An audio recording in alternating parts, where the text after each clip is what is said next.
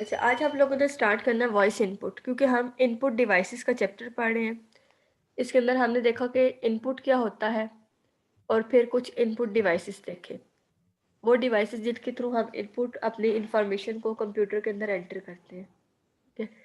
अब यहाँ पे है वॉइस इनपुट, कि अगर हमने अपनी वॉइस पुट करनी है कंप्यूटर के अंदर, तो उसको किस तरह से एंटर करना है। ठीक है, वॉइस भी हमारी क्या एक इनपुट होती है, जो हम कंप्यूटर के अंदर इंफॉर्मेशन को एंटर कर सकते हैं थ्रू अवर वॉइस।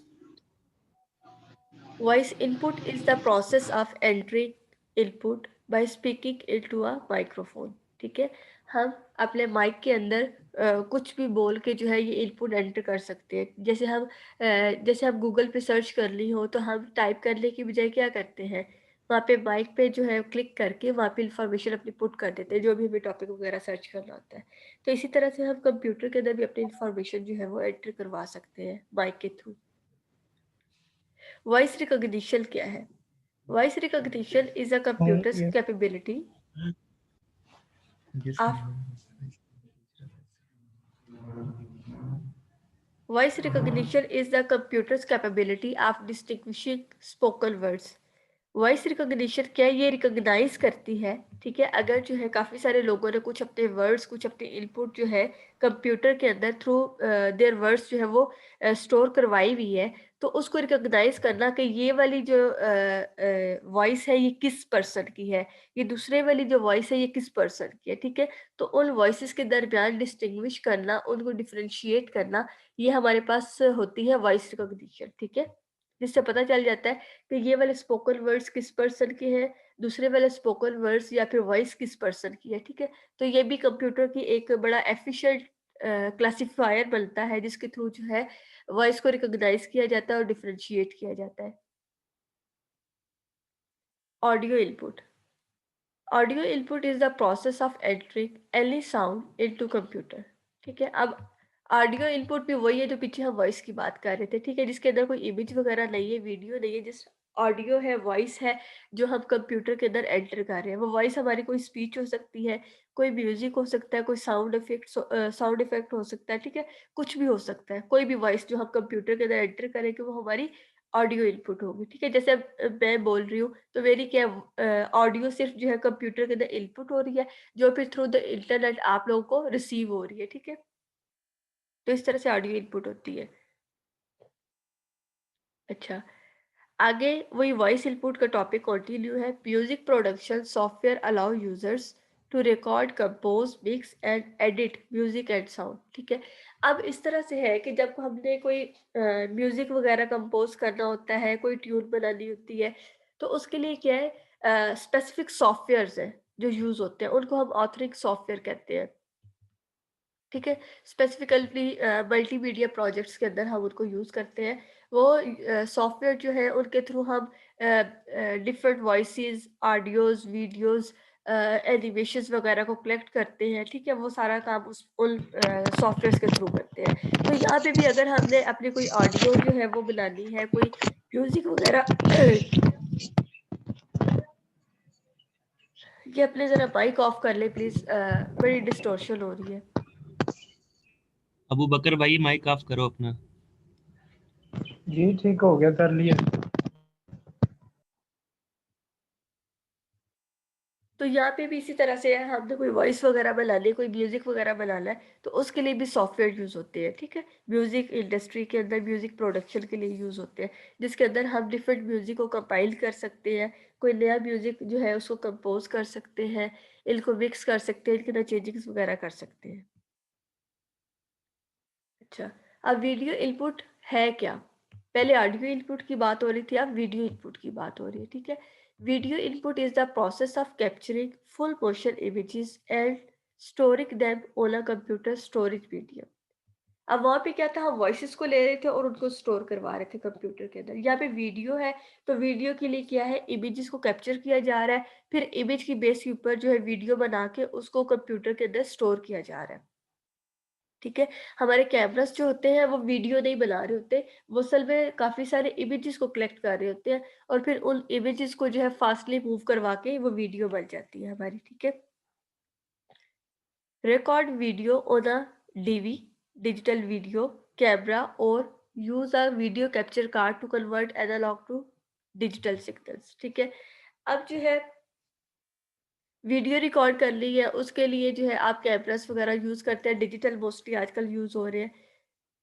फिर उनको लेके अब अगर आपने कन्वर्जन करनी है एनालॉग टू डिजिटल, जैसे एनालॉग हमारी पुरानी वाली ज़रा वीडियोस हम लोग ले लेते हैं, जैसे जो वेडिंग वीडियोस वगैरह होती थी पुरानी कैसेट्स वाली, ब्लैक वाली कैसेट्स होती थी, रील होती थी उसके अंदर और वो चलती थी वीसीआर वगैरह पे और उस तरह से फिर हम लोग देखते थे। तो वो हमारी कौन-सी थी? वो हमारी एनालॉग थी, पुरानी वाली। एनालॉग सिग्नल से एनालॉग वीडियो थी, मीन्स कॉन्टिन्यूअस फॉर्म में थी। ठीक है? अब हम क्या करते हैं कि उनको डिजिटल करवाना है, तो डिजिटल करवाने के लिए हम उसको सीडी पे राइट करवा लेते हैं, फ्लैश पे करवा लेते हैं, तो वो पुरानी वाली कैसेट्स खत्म हो जाती है, तो जो कॉन्टिन्यूअस वैल्यू थी वो डिस्क्रीट फॉर्म में आ जाती है, ठीक है? वो 0, 1 डिस्क्रीट फॉर्म के अंदर जो वैल्यूज़ आ जाती है और मोर उनकी रेज़ोल्यूशन जो है वो अच्छी हो जाती है और वो क्लियर हो जाती है। तो इस तरह से एनालॉग टू डिजिटल कन्वर्जन हम लोग करवा सकते हैं। उसको करने के लिए किस तरह से हम लोग करते हैं? हम लोग खुद भी कर सकते हैं, कैमरास को कनेक्ट करते हैं अपने सिस्टम यूनिट के साथ, अपने कंप्यूटर के साथ, ठीक है? और वहाँ पे फिर क्या है, इमेज और वीडियोज़ वगैरह को ट्रांसफ़र कर लेते हैं स्टोर करने के लिए। फिर अगर कन्वर्जन करनी है तो कन्वर्ट करने के लिए सॉफ्टवेयर होते हैं, analogue to digital, digital to analogue, ये कन्वर्टर्स होते हैं, इनको यूज़ करके हम इनको कन्वर्ट कर सकते हैं। अच्छा, वेब कैम क्या है? Webcam is a type of digital video camera that enable a user to, ठीक है? अब वेबकैम क्या क्या काम कर सकता है वो देख लेते हैं। Capture video and still images, ठीक है? इमेजेस बनाता है, वीडियो बनाता है। Send email messages with video attachment, ठीक है? तो वेबकैम के थ्रू हम क्या करते हैं, इमेजेस वगैरह बनाए उनको मेल कर दिया साथ में, किसी को सेंड करना है तो। Add live images to instant messages, ठीक है? आप लोग मैसेजेस करते हुए साथ साथ इमेज जो है उनको भी सेंड कर सकते हैं। Broadcast live image over the internet, ठीक है? लाइव आप लोग ब्रॉडकास्टिंग कर देते हैं, अगर आपका इंटरनेट कनेक्शन साथ में है, जो जो कुछ आपका कैमरा कैप्चर कर रहा है उसको साथ साथ जो है आप लाइव जो है ब्रॉडकास्ट भी कर सकते हैं, ठीक है? जो भी आपके व्यूवर्स हैं उसको दिखा सकते हैं। मेक वीडियो टेलीफोन कॉल्स, उसके अलावा वीडियो कॉन्फ्रेंस कॉल्स वगैरह जो है वो भी कर सकते हैं, ठीक है? तो ये वेब कैम के साथ आप लोग ये सारे काम कर सकते हैं। अब यहाँ पे वीडियो कॉन्फ्रेंस का बताया, वीडियो कॉन्फ्रेंस क्या होती है? Video conference is a meeting between two और मोर जियोग्राफिकली सेपरेटेड पीपल, ठीक है? मोर देन टू पीपल्स के दरमियान ये मीटिंग होती है और जियोग्राफिकली ये लोग एक जगह पे नहीं होते, ठीक है? जैसे कोई बड़ी कंपनी है, उसके हेड ऑफिस वगैरह डिफरेंट कंट्रीज में है, कोई अमेरिका में है, कोई पाकिस्तान में है, कोई चाइना में है, तो उन्होंने मीटिंग अरेंज की है, तो ओवर द इंटरनेट वो अपनी मीटिंग अरेंज करते हैं, ठीक है? डिफरेंट लोकेशन से जो लोग आपस में कनेक्टेड होते हैं, इस तरह से मीटिंग जो है वो कर लेते हैं। जिस तरह अभी हम लोग यहाँ पे ज़ूम पे पढ़ रहे हैं, तो हम लोगों ने भी क्या है, हम लोग जियोग्राफिकली सेपरेटेड जगह पे है ना, तो इसी तरह से हम लोग भी क्या है, मीटिंग अरेंज की हुई है और अपना लेक्चर जो है उसको डिलीवर कर रहे हैं। अच्छा, आगे हमारे पास है कुछ स्कैनर और रीडिंग डिवाइसेस, ठीक है?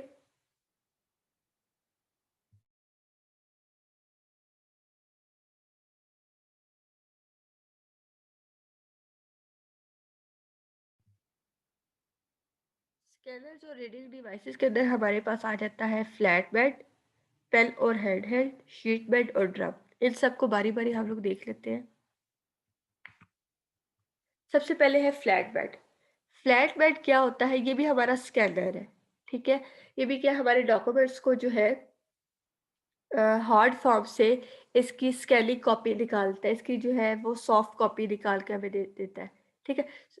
और उसके अलावा जो हमारे डॉक्यूमेंट्स को स्कैन करता है, अ, इसकी जो है यहाँ पे मैंने डेफिनेशन लिखी हुई है, अगर आप लोगों ने वो पढ़नी है तो मैं एक दफ़ा इसको पढ़ देती हूँ। Flatbed scanner will allow you to scan your documents and media quickly and efficiently, ठीक है? आप लोग अक्सर जाते हैं स्टेशनरी वाली शॉप पे, वहाँ पे आप लोग कहते हैं आपने ये डॉक्यूमेंट अपना स्कैन करवाना है, ठीक है? तो अपने आप आपके डॉक्यूमेंट लेते हैं, उसको स्कैन करते हैं और वो आपको आपकी फ्लैश वगैरह के अंदर वो सॉफ्ट फॉर्म के अंदर डाल देते हैं डॉक्यूमेंट, ठीक है?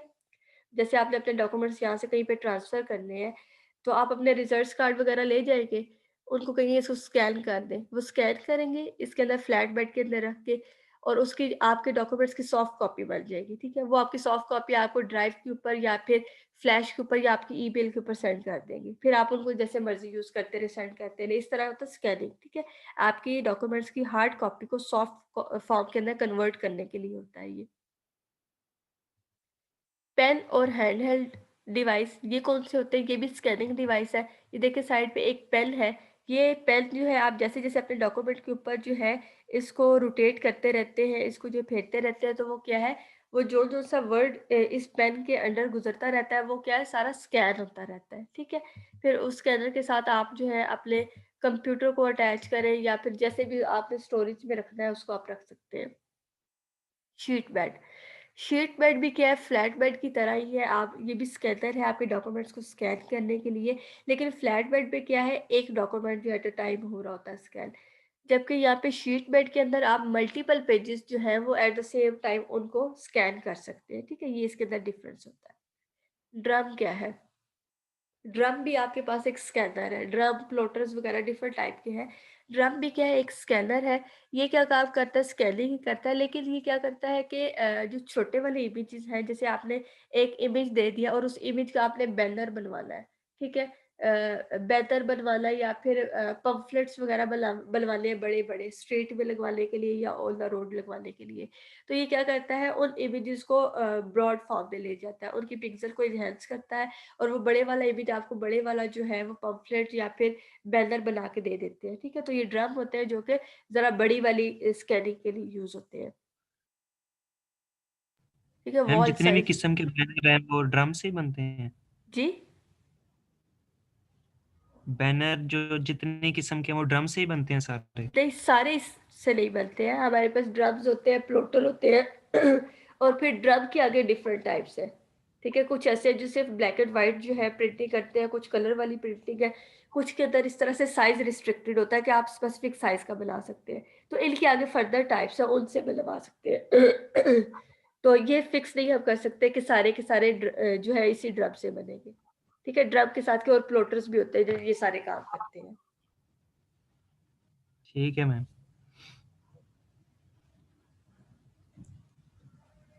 ये प्रोसेस बताया हुआ है यहाँ पे फ्लैट बेड का।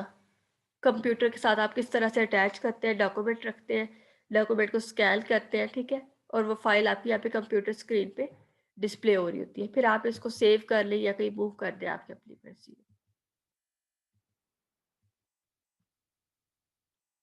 अच्छा, नेक्स्ट है हमारे पास स्कैनर एंड रीडिंग डिवाइस। वही वाला आगे कंटिन्यू हम लोग कर रहे हैं। ओसीआर, ओसीआर क्या होता है? ओसीआर कभी आपने वर्ड सुना है पहले? क्या होता है ओसीआर? Optical character recognition. पहले कभी नहीं सुना। ठीक है। ओसीआर होता है हमारे पास, हमारे जो डॉक्यूमेंट्स है उसके ऊपर कैरेक्टर्स को रीड करने के लिए ये होता है, ठीक है। जैसे अभी हमने स्कैनर की बात की, ये तकरीबन स्कैनर जैसे ही होता है, ठीक है। हमारी जो हमने कोई डॉक्यूमेंट है, हमारे पास बुक वगैरह है, उस बुक से हम लोगों ने उसकी सॉफ्ट कॉपी बनवा ली है, तो उसके लिए ये ओसीआर वगैरह यूज होते हैं, जिसके अंदर ये हमारे डॉक्यूमेंट्स को रीड करते हैं, ठीक है। स्पेसिफिकली इमेजेस के लिए यूज होता है। जैसे आपको कोई इमेज है, तो इमेज के ऊपर क्या है, आप लोग इमेज को एडिट वैसे तो कर सकते हैं, उसके लिए कोई एलिमेंट्स वगैरह ऐड कर सकते हैं, लेकिन अगर आपके सामने कोई इमेज खुला हुआ है तो उस इमेज के अंदर आप कोई वर्ड एम्बेड तो नहीं कर सकते। जैसे ये आपकी स्क्रीन के अंदर ये तो वैसे पीडीएफ खुला हुआ है, लेकिन अगर ये इमेज होगा तो इमेज के यहाँ पे क्लिक करके आप कोई और वर्ड यहाँ पे ऐड तो नहीं कर सकेंगे। इमेज तो फिक्स है, स्टैटिक है, आपकी स्क्रीन के ऊपर आ रहा होगा। तो ये किस लिए होता है कि अगर आपने कोई वर्ड लिखा हुआ है, ये आपके पास इमेज है, इमेज के अंदर कुछ लिखा हुआ है और उसको एडिट आपने करवाना है, तो ये क्या करेगा, उसको सॉफ्ट फॉर्म के अंदर ले आएगा, आपकी वर्ड की कॉपी एक बना देगा और उसके अंदर फिर आप एडिट कर सकते हैं। इसका ये काम है, ठीक है। कैरेक्टर्स को रीड करता है, कैरेक्टर्स को राइट कर सकता है। आपके इमेजेस की फॉर्म में जो डॉक्यूमेंट्स होते हैं उनको ये सॉफ्ट फॉर्म में लेके आता है, वर्ड की फॉर्म में दे देता है, जिसके बाद आप उनके अंदर कैरेक्टर्स वगैरह को एडिट कर सकते हैं। तो इस बात की समझ आई जो मैंने ओसीआर का आपको बताया है? Yes ma'am. ठीक है, बाकी लोग भी बता दें, अगर नहीं समझ आई तो मैं रिपीट कर देती हूँ। मैम रिपीट कर लें। ठीक है, आपके सामने अगर कोई इमेज है, ठीक है, इमेज के ऊपर कुछ लिखा हुआ है, ये आपके पास एक इमेज है, ABC लिखी हुई है। इमेज के ऊपर आप लिख तो नहीं सकते, ये देखिए मैंने इसके ऊपर क्लिक किया है, तो मैं इसके ऊपर लिख तो नहीं सक रही, ठीक है, हालाँकि ये PDF में है फिर भी। तो ये क्या है, इसके ऊपर मैं एस के बाद यहाँ पे कुछ लिखना चाहती हूँ, मैं नहीं लिख सक रही इसके ऊपर, क्योंकि ये इमेज है, इमेज के ऊपर हम नहीं लिख सकते। जबकि हमारे पास जब वर्ड वगैरह के ऊपर लिखा हुआ होता है, कोई फाइल है वर्ड की बनी हुई, MS वर्ड की, तो उसके ऊपर हम आसानी से टाइप कर लेते हैं, कुछ भी एडिट कर लेते हैं। तो ये उन इमेजेस को रीड करता है, उसके ऊपर कैरेक्टर को रीड करता है और उसको क्या है, वर्ड की फॉर्म के अंदर कन्वर्ट कर देता है, ठीक है। इसकी एक्सटेंशन जो इमेज की है उसको चेंज करके वर्ड के अंदर चेंज कर देता है, और फिर हम इसके ऊपर वो एडिटेबल होता है, उसके अंदर हम एडिटिंग कर सकते हैं, कुछ भी लिख सकते हैं। जब ये कन्वर्ट कर देगा वर्ड के अंदर, तो मैं यहाँ पे ST के बाद कुछ भी लिख सकती हूँ, कहीं पे भी कुछ लिख सकती हूँ, ठीक है। तो ये हमारे पास OCR होता है, कैरेक्टर्स रीडिंग के लिए। अच्छा, turn around document. Turnaround document is a document you return to the company that creates and send it. अच्छा, ये अब टर्न अराउंड डॉक्यूमेंट्स, जैसे ये एक बिल सा बना हुआ है, ठीक है। तो ये क्या होता है, ये डॉक्यूमेंट होता है जो कंपनी हमें देती है, जिसके ऊपर हम अपनी इंफॉर्मेशन वगैरह पुट करते हैं, और उसके बाद हम ये कंपनी को रिटर्न कर देते हैं डॉक्यूमेंट, ठीक है। एक डॉक्यूमेंट कंपनी ने हमें दिया, या फिर हमारी इंफॉर्मेशन ली और उसकी बेस के ऊपर एक डॉक्यूमेंट तैयार करके हमें दे दिया। जैसे हमारे घर में बिल आते हैं, हमारे घरों में बिल आते हैं बिजली का, गैस वगैरह का, वो क्या होता है, हमारे मीटर से रीडिंग करते हैं, इंफॉर्मेशन ले जाते हैं, ठीक है, और उसकी बेस के ऊपर हमारी जो बिल्स वगैरह वो बन के आते हैं। तो ये टर्न अराउंड डॉक्यूमेंट ऐसे डॉक्यूमेंट को कहते हैं जो डॉक्यूमेंट कंपनी हमें सेंड करती है, ठीक है। यहाँ पे पाकिस्तान में तो रिवाज नहीं है कि बिल के लिए हमारे पास कोई डॉक्यूमेंट आए और हम उसको फिल करके ईमानदारी के साथ भेजें, ऐसा तो हो ही नहीं सकता, ठीक है। तो वैसे इस तरह से होता है कि इसका जो कॉन्सेप्ट है वो ये है कि डॉक्यूमेंट कंपनी कोई आपको सेंड करे, आप उसकी इंफॉर्मेशन फिल अप करें और वो कंपनी को रिटर्न कर दे। फिर आपने जो इन्फॉर्मेशन दी है उसकी बेस के ऊपर फर्दर आपकी जो डॉक्यूमेंट की प्रोसेसिंग है वो होती है। इसको कहते हैं टर्न अराउंड डॉक्यूमेंट, ठीक है। तो ये भी स्कैनिंग वगैरह के अंदर जो यूज़ होती है, स्कैनिंग की जाती है, कंपनी आपके डॉक्यूमेंट्स वगैरह को स्कैन करती है और फिर उसके ऊपर पूरी इन्फॉर्मेशन करके आपको सेंड बैक कर देती है। अच्छा, पीछे आपने पढ़ा OCR, अब यहाँ पे OMR हमने पढ़ना है, ठीक है। एक करेक्टर का सिर्फ डिफरेंस है यहाँ पे, वहाँ पे था ऑप्टिकल करेक्टर रिकॉग्निशन और यहाँ है ऑप्टिकल मार्क रिकॉग्निशन। वहाँ पे वो करेक्टर के लिए स्पेसिफिकली था, अल्फाबेट्स के लिए। यहाँ पे ये मार्क को जो है रिकॉग्नाइज करेगा। मार्क जो है आपके डिफरेंट सिंबल्स होते हैं जो आप लोग लिखते हैं, कोई क्वेश्चन मार्क डाल दिया, कोई डॉट डाल दिया, कोई स्लैश डाल दी, बैक स्लैश डाल दी, ठीक है, कोई डॉलर साइन डाल दिया, ये डिफरेंट जो आपके मार्क होते हैं। इनकी रीडिंग के लिए ये वाला रिकॉग्निशन जो है वो यूज होती है। Optical mark recognition reads hand draw marks such as a small circle और rectangle, ठीक है। आपके कंप्यूटर बेस या फिर हैंड रिटन डिफरेंट मार्क जो होते हैं डॉक्यूमेंट के अंदर, उनकी रीडिंग के लिए ये यूज होता है। LOMR device scan the documents and match the pattern of light, ठीक है। ये आपके डॉक्यूमेंट को स्कैन करता है जिस तरह बाकी करते हैं, और उसके ऊपर जो करेक्टर जो मार्क डिफरेंट है उनको मैच करता है और वो रिकॉग्नाइज करके आपको देता है, ठीक है। जैसे आप कहते हैं कि हमारे इस डॉक्यूमेंट के अंदर डिफरेंट मार्क्स हैं, उनको जो है हाईलाइट करना है, तो उसके ऊपर वो ये क्या स्कैनर स्कैन करेगा और जो भी आपने मार्क वहाँ पे डिफरेंट दिए हुए क्वेश्चन मार्क कहाँ कहाँ पे है उन सबको हाईलाइट करके आपको दे देगा। तो ये भी स्कैनिंग का एक वे है, ठीक है, आपके डॉक्यूमेंट को स्कैन करने का। आगे है बार कोड रीडर। यहाँ पे साइड पे दिखाया हुआ है बार कोड रीडर, एक ये दिखाया हुआ है, ठीक है, और एक यहाँ पे दिखाया हुआ है। ये वाला सिंपल आपका 1D बार कोड है, ठीक है, लाइन्स की फॉर्म के अंदर, और ये जो मोबाइल के अंदर दिखाया हुआ है 2D बार कोड है, ठीक है, 2 डायमेंशन है इसकी। तो ये बार कोड है जो हम डिफरेंट मोबाइल्स के अंदर हमारे होते हैं, या फिर हम लोग मॉल्स वगैरह के अंदर शॉपिंग करने जाते हैं, वहाँ पे प्रोडक्ट्स के पीछे होते हैं, ये बार कोड रीडर के आगे टैग करते हैं, वो इसी से खुद से रिकॉग्नाइज करके इसकी जो पेमेंट वगैरह है उसको रेडी करके हमें दे देते हैं, जो इनवॉइसेस होती है, ठीक है। तो इन कोड्स के अंदर सारी इंफॉर्मेशन जो है वो हिडन फॉर्म में होती है, ठीक है। A barcode reader also called a barcode scanner, ठीक है। बारकोड रीडर के या बारकोड स्कैनर के एक ही बात है।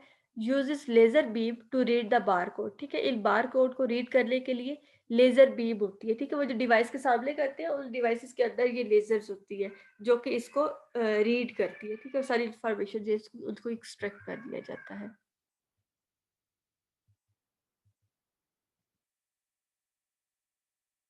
अच्छा, आगे है RFID, रेडियो फ्रीक्वेंसी आइडेंटिफिकेशन। ये क्या होता है? ये सारे हम लोग स्कैनिंग डिवाइस पढ़े कि हम लोग किस तरह से डॉक्यूमेंट्स को या फिर डिफरेंट आइटम्स को किस किस तरह से स्कैन कर सकते हैं। अब ये RFID क्या है? रेडियो फ्रीक्वेंसी आइडेंटिफिकेशन है।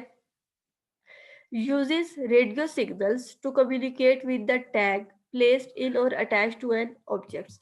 आप लोग ये देखते हैं कि डिफरेंट हमारी शर्ट्स होती है या फिर बैग्स है या फिर कोई भी आइटम है, उसके ऊपर के टैग लगे हुए होते हैं, ठीक है। तो उन टैग से रीडिंग करने के लिए RFID यूज होता है। हम लोग शॉपिंग करने जाते हैं, आप लोग शॉपिंग करते हैं, अपनी हुड वगैरह खरीदते हैं, शर्ट्स लेते हैं, तो क्या उसके साथ टैग लगे होते हैं। और टैग को सिर्फ जो है वो मशीन के आगे कर देते हैं। कुछ जो आइटम होते हैं उसके ऊपर वो बार कोड लिखा हुआ होता है, कुछ जो है हमारे आइटम होते हैं जिसके साथ टैग लगा होता है और उन टैग के ऊपर इंफॉर्मेशन। तो उन टैग्स को रीड करने के लिए RFID होता है, ठीक है, जहाँ पे सारी उसकी इंफॉर्मेशन होती है। RFID reader read information on the tag via radio waves, ठीक है। रेडियो वेव्स के थ्रू उस टैग से इंफॉर्मेशन रीड करती है और आपका जो भी बिल वगैरह पेमेंट सेट कर ली होती है वो हो जाती है।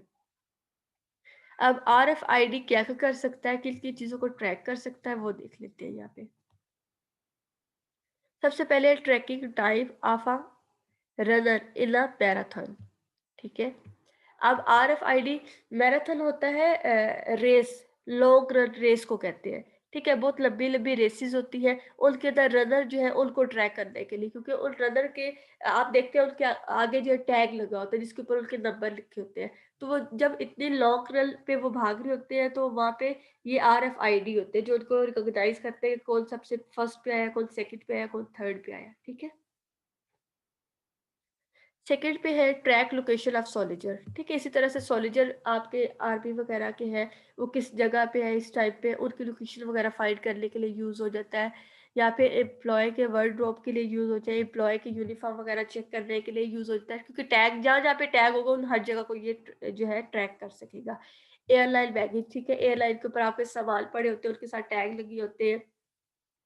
चेकिंग लिफ्ट टिकट्स, ठीक है, इनको आप लिफ्ट के ऊपर जाते हैं उनकी टिकट्स वगैरह को चेक करने के लिए। उसके अलावा आपकी इन्वेंट्री जो है कंपनीज वगैरह की इन्वेंट्री के अंदर कितने आइटम्स रह गए हैं, कितने जो है वो इस टाइप कंपनी से आउट हो चुके हैं, उनके ऊपर टैग्स होते हैं उनको देखने के लिए।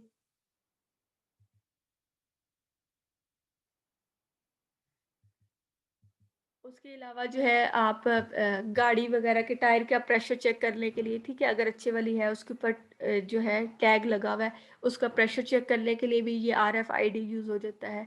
उसके अलावा लाइब्रेरी बुक्स के ऊपर टैग होते हैं, उनको चेक किया जा सकता है, ठीक है। और ट्रैकिंग टूल पेमेंट्स वगैरह ये भी आपको पता है, ठीक है। टूल पेमेंट्स आप करते हैं तो वहाँ पे टैग्स अगर लगे हो तो वहाँ पे चेक हो जाते हैं आपकी पेमेंट्स वगैरह। तो ये सारे काम जहाँ जहाँ पे टैग होगा वहाँ पे RFID के थ्रू आप उसको रिकॉग्नाइज कर सकते हैं। उसके बाद है हमारा magnetic strips card reader.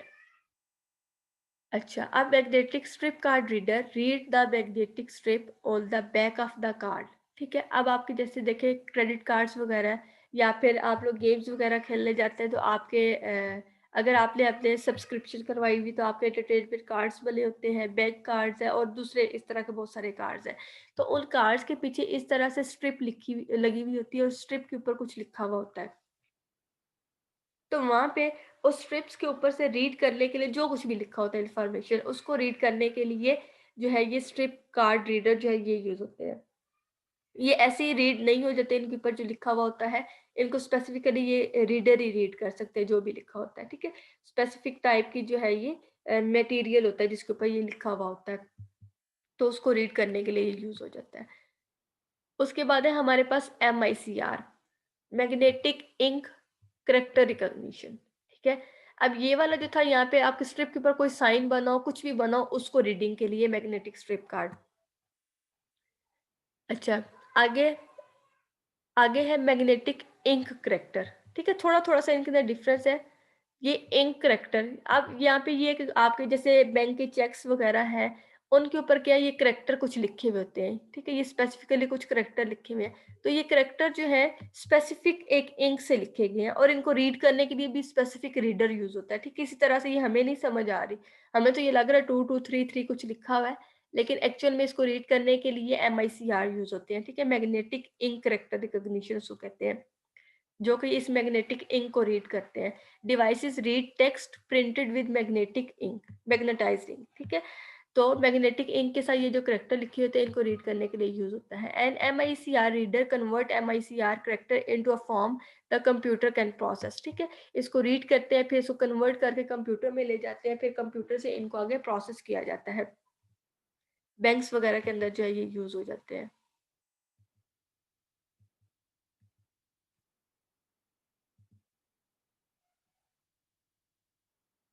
Data collection devices obtain data directly at the location where the transaction or even take places used in, ठीक है। अब वो कह रहे हैं कि डाटा कलेक्ट करना है, किसी भी तरीके से कर सकते हैं। पीछे डिफरेंट हमने स्कैनर देखे, उनके थ्रू भी हम इंफॉर्मेशन गेट कर रहे थे।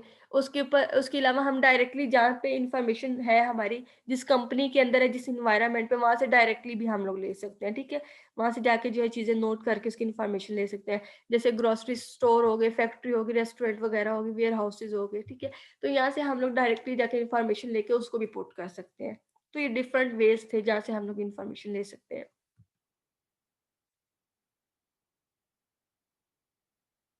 Biometric input. Biometric authenticates a person identity by verifying a person characteristic, ठीक है। अब हम कहते हैं आजकल हमारी जो आइडेंटिफिकेशन हो रही है, हमें चेकिंग किया जाता है डिफरेंट जगह पे बायोमेट्रिकली है, ठीक है। बायोमेट्रिक के थ्रू, मतलब बायोमेट्रिक मीन्स हमारे किसी बॉडी पार्ट के थ्रू हमें जो रिकॉग्नाइज किया जाता है कि हम वैलिड और अथेंटिकेटेड पर्सन है या नहीं है। तो उसके लिए हमारे फिंगरप्रिंट्स यूज होते हैं, हमारे फेस की शेप रिकॉग्नाइज हो जाती है, हमारे हैंड्स जो हैं इनकी पूरी जियोमेट्री, इनकी लाइंस वगैरह चेक कर ली जाती हैं, हमारी वॉइस रिकॉग्नाइज की जाती है, ठीक है। मेरी वॉइस आपसे डिफरेंट होगी, आपकी आपके फ्रेंड से डिफरेंट होगी, तो इस तरह वॉइसेस के दरमियान डिफ्रेंसिएशन करके जो है ये वॉइस को रिकॉग्नाइज कर लिया जाता है। हमारे साइंस वगैरह डिफरेंट, ठीक है, सिग्नेचर जो है उनको करवा लिया जाता है। हमारे आइरिस रिकॉग्निशन, हमारे आई के अंदर वो जो बॉल होती है उसके थ्रू कर लिया जाता है, ठीक है, रेटिना के थ्रू कर लिया जाता है। इसके अलावा भी डिफरेंट है, उसके थ्रू जो है ये हमारे बॉडी पार्ट्स के थ्रू हमें जो है वो रिकॉग्नाइज कर लिया। हमारे हेयर जो है यहाँ से हमारा DNA लेके यहाँ से चेक कर लिया जाता है, हेयर कलर से, आई कलर से, स्किन टोन से, डिफरेंट है फीचर्स जिनकी बेस के ऊपर जो है हमें रिकॉग्नाइज कर लिया जाता है। ये सारे आपको दिखाए हुए हैं, ठीक है। यहाँ पे फिंगरप्रिंट, आइरिस के थ्रू जो है हैंड जियोमेट्री चेक की जा रही है, इसके थ्रू जो रिकॉग्नाइज कर लिया जाता है। टर्मिनल्स। अब टर्मिनल क्या है? Terminal is a computer that allow user to send data to and or receive from a host computer, ठीक है। टर्मिनल आप इस तरह से समझ लें, जैसे आपका ATM है, ATM के बैकएंड पे कोई सर्वर है, कोई सिस्टम है जो आपकी इंफॉर्मेशन, कोई होस्ट है जो आपकी इंफॉर्मेशन को मेंटेन कर रहा है, ठीक है। तो आपके ATM में अपनी इंफॉर्मेशन सेंड करते हैं, वो आपकी इंफॉर्मेशन आपको आपके अकाउंट की इंफॉर्मेशन प्रोवाइड भी करता है, तो इसको हम कहते हैं टर्मिनल, ठीक है। POS पॉइंट ऑफ सेल भी हो सकता है, ठीक है, कोई पॉइंट ऑफ सेल सिस्टम हो सकता है जहाँ पे आप अपनी इंफॉर्मेशन लेते और देते हैं, जहाँ से आप चीज़ें परचेज करते हैं, पेमेंट्स वगैरह करते हैं। ATM मशीन होगी, DVD वगैरह होगी, ठीक है, तो जैसे आप रेंटल मशीन वगैरह लेते हैं, तो ये सारा सिस्टम है जहाँ पे आप डिफरेंट वेज से जो अपनी इंफॉर्मेशन गैदर करते हैं, अपनी इंफॉर्मेशन को पुट भी करते हैं। अब एट द एंड चैप्टर के इन्होंने यहाँ पे सारी चीज़ें जो है पुट टुगेदर इकट्ठी कर दी हैं कि होम यूज़र है तो उनके लिए कौन कौन से इनपुट डिवाइसेस यूज़ हो सकते हैं, ठीक है। माउस है, कीबोर्ड है, हेडफोन है, वेबकैम वगैरह। अगर जो है आपका स्मॉल ऑफिस या फिर होम ऑफिस है तो वहाँ पे आपको टैबलेट PC चाहिए, उसकी रेजोल्यूशन कितनी होनी चाहिए, ये सारी बताइए, ठीक है। तो इस बुक की एक अच्छी बात ये है कि इसके हर चैप्टर के लास्ट पे डिफरेंट तरह के यूजर्स रखे गए हैं। होम यूजर है, स्मॉल ऑफिस यूजर है, एंटरप्राइज के यूजर है, मोबाइल यूजर है, उन सब के लिए जो है जो उस चैप्टर का टॉपिक होता है उससे रेलिवेंट जो सारी इंफॉर्मेशन दी जाती है। अब जैसे ये इनपुट डिवाइसेस थे तो हर तरह के यूजर के लिए बताया गया कि इस तरह के यूजर के लिए कौन सा कंपैटिबल इनपुट डिवाइस है, ठीक है। तो ये सारे वो बताए गए हैं। उसके बाद यहाँ पे हमारे पास कुछ और इनपुट डिवाइसेस हैं उनको देख लेते हैं। Input devices for physically change user, ठीक है। अब ये वो इनपुट डिवाइसेस बताए गए हैं जो कि फिजिकली हम अपनी बॉडी के अंदर इम्प्लांट करवा सकते हैं, ठीक है। इनको देख लेते हैं। Several input devices are available to assist physically challenge user, ठीक है। फिजिकली चैलेंज यूजर मीन्स जो फिजिकली फिट पीपल नहीं है, ठीक है। कुछ लोग होते हैं जो कि फिजिकली बिल्कुल फिट नहीं होते, आई के अंदर उनकी प्रॉब्लम है कलर ब्लाइंडनेस की, या फिर वैसे ब्लाइंडनेस की प्रॉब्लम है, या फिर हेयरिंग प्रॉब्लम है, सही तरह से सुन नहीं सकते हैं, या फिर और भी डिफरेंट तरह की, कंप्यूटर चलाना तो हैंड इंजरी है, सही तरह से वो नहीं चला सकते, डिफरेंट तरह की प्रॉब्लम्स हो सकती हैं। तो उन सब प्रॉब्लम्स को फैसिलिटेट करने के लिए उन यूजर्स के लिए जो है कुछ चीज़ें जो है उनको रखा गया है, ताकि उन किसी हद तक जो है वो कैपेबल रखा जाए, ताकि वो भी हमारे साथ जो इक्वली यूज कर सके। की गार्ड, की गार्ड क्या होता है? हम लोग अपने कंप्यूटर्स वगैरह को, लैपटॉप्स वगैरह को, मोबाइल्स वगैरह को लेमिनेशन करवाते हैं, लेमिनेट करवाते हैं। तो इनके ऊपर एक शीट सी वो चढ़ा देते हैं, और हमारे लैपटॉप के कीबोर्ड के ऊपर एक प्लास्टिक, एक रबर टाइप की जो शीट रख देते हैं, ठीक है। तो वो शीट क्या है, उससे अगर हमारे हैंड्स ज़्यादा फटीग फील करते हैं, थक जाते हैं, तो वो थोड़ी-सी कम्फर्ट हमारी हैंड की जो फिंगर्स हैं इनको देते हैं। तो वो की गार्ड्स जो हैं वो भी एक इसी टर्म के अंदर आते हैं, ताकि हमारे हाथ जो है जल्दी थक ना जाए, ठीक है।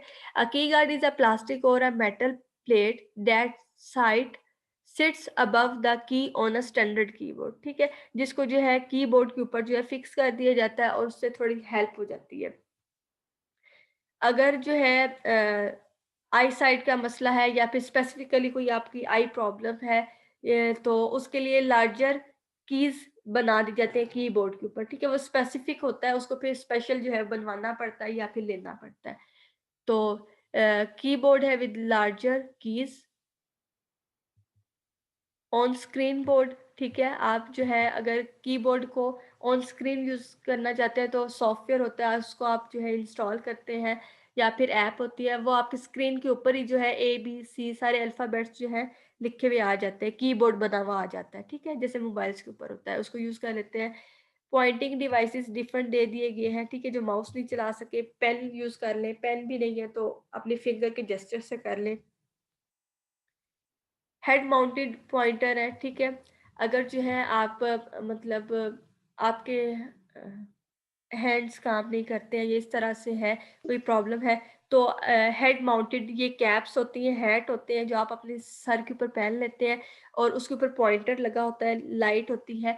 उससे आप जैसे-जैसे अपने हेड को मूव करते हैं, उस तरह से आपका वो जो पॉइंटर होता है, स्क्रीन के ऊपर माउस होता है, वो रोटेट करता है और वहाँ पे क्लिक करता है, ठीक है। इस तरह से जेस्चर रिकॉग्निशन है टच स्क्रीन से, ठीक है, आप कर सकते हैं। या फिर टच भी नहीं करना, तो आप सिर्फ दूर से अपने हैंड्स वगैरह को जेस्चर करते हैं, क्लैप करते हैं, ठीक है। इस तरह से वो क्या है, जेस्चर को रिकॉग्नाइज करके जो है वो सिलेक्शन कर देते हैं ऑप्शन की।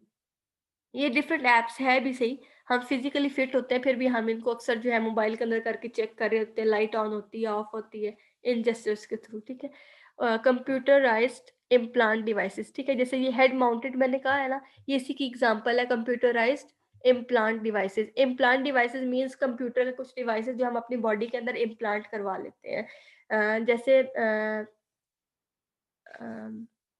हार्ट बीट को सेट रखने के लिए भी जो है वो बीटिंग पंप होते हैं, वो लग जाते हैं, वो तो एक मेडिकल ही चला गया। लेकिन उसके अलावा जो है हमारे पास वेयरेबल डिवाइसेस आजकल चल रहे हैं, ठीक है। हमारे ग्लासेस हैं, उसके थ्रू हम लोग जो है वो स्कैनर वगैरह यूज़ कर लेते हैं, या फिर उसके अलावा ग्लव्स है, डिफरेंट ग्लव्स हम डालते हैं, उसके अंदर सेंसर लगे हुए होते हैं, हम डिफरेंट चीज़ों को जो है उससे सेंस कर लेते हैं। इस तरह के डिफरेंट जो है डिवाइसेस अवेलेबल हैं जिनको हम यूज़ कर सकते हैं, ठीक है। तो ये हेड माउंटेड पॉइंटर जो यहाँ पे दिखाया हुआ है, कैप के ऊपर लगा हुआ, सामने स्क्रीन है, इसको कर सकते हैं। कीबोर्ड है विद द लार्जर की, वो दिखाई हुई है, ठीक है। तो ये ओवरऑल चैप्टर था हमारे पास इनपुट डिवाइसेस का। इसमें से अगर कुछ भी आपको समझ नहीं आया या फिर कुछ प्रॉब्लम है तो आप लोग पूछ सकते हैं।